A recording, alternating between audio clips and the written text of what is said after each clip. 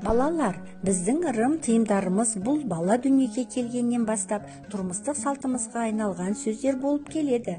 Сол өзім өмірлік тәжірибемде қолданған тыйым сөздерді айта кетейін. Босағаны баспа, бойың өспей қалады. Түнде құдықтан су алма, жын перілер қағып кетеді. Түнде жалаңбас шықпа, жын шайтандар қағып шашыңа ауру жабысады. Мен де айтайын, үлкеннің алдын кеспе, бетіңді баспа. Босағада тұрма деген тыйымдар бар.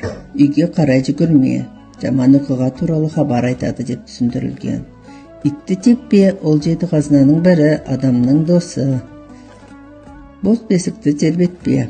Бала жататын төсек, ол бос болса, оны тербетуге болмайды.